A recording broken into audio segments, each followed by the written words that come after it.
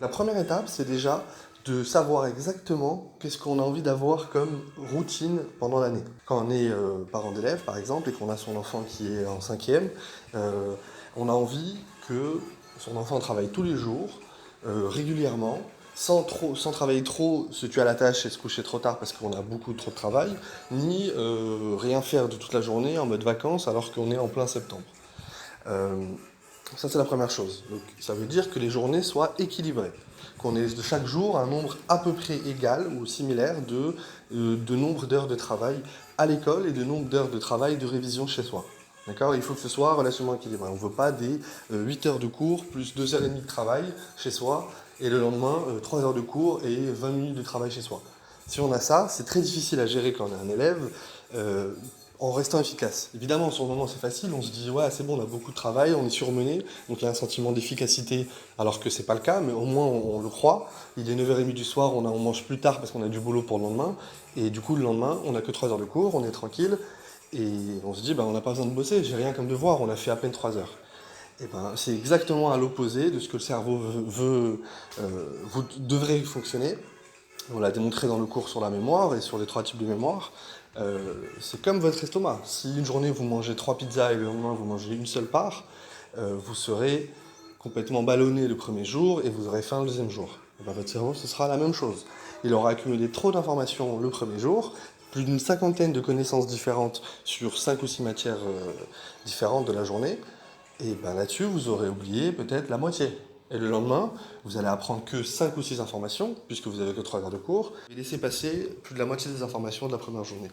Et ça se retranscrit dans les révisions des différents contrôles, puisque les matières que vous avez eues le mardi pendant les 8 heures de cours, vous allez les avoir en contrôle 10 jours après ou une semaine après. Il faudra les réviser. Et donc vous allez devoir refaire le travail que vous avez mal fait le mardi d'avant pour réviser le contrôle et avoir une bonne note. Ce qui veut dire passer plus de temps encore. Sauf qu'à ce moment-là, vous avez d'autres cours qu'il faut réviser, qui sont peut-être pas au stade de contrôle, mais qui sont au moins au stade de cours, exercices, etc. Et donc ça va se faire au détriment de ça. Et donc, il suffit d'un train, qu'une matière soit en retard, donc qu'un seul train de la matière soit en retard, pour vous faire décaler tous les autres trains. Et vous le faites suffisamment de fois et vous êtes décalé sur toutes les matières. Donc maintenant, pour éviter ça, comment est-ce qu'on va faire? On va faire en sorte que on ait à peu près des journées équivalentes en termes d'heures. Mais on va faire aussi en sorte qu'on ne sorte pas trop tard. Donc jamais à 6 heures. Un élève au collège ne doit, pour moi, jamais sortir à 6 heures parce que ça veut dire soit qu'il a eu trop d'heures de cours dans la journée, ce qui est possible, et donc ce qui est négatif puisqu'on vient d'expliquer c'est inefficace, soit qu'il a beaucoup d'heures de permanence dans la journée, auquel cas on peut trouver une solution pour tout caler et euh, réduire les temps qui sont inutiles, puisqu'en permanence, sauf pour les élèves entraînés, la plupart des élèves perdent leur temps, ils font rien. Ils se reposent pas autant que quand ils sont chez eux, ils s'amusent pas autant que quand ils sont chez eux, et ils travaillent pas autant que quand ils sont en cours ou chez eux quand ils se mettent en mode travail. Donc au final, la plupart du temps, c'est juste du temps perdu. Malheureusement, ils ne peuvent pas dormir non plus. Donc c'est du temps perdu, mais c'est du temps perdu sur le soir. Et le soir, ils ont moins de temps pour faire le repos, la détente, le fait de manger, peut-être faire un peu de sport s'ils ont envie, et surtout travailler. Ça, ils ne peuvent pas le faire puisqu'ils rentrent chez eux vers 6h30, 7h.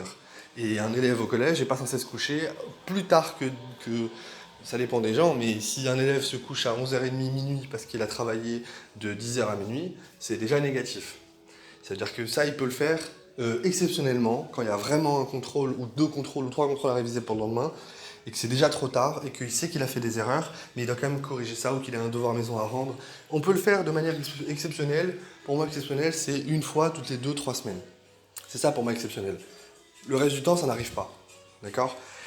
Donc, si ça fait partie de la routine, vous allez constamment accumuler de la fatigue et perdre des connaissances, perdre des informations sur le long terme, et ça va se retranscrire sur les notes pendant les contrôles. Très bien.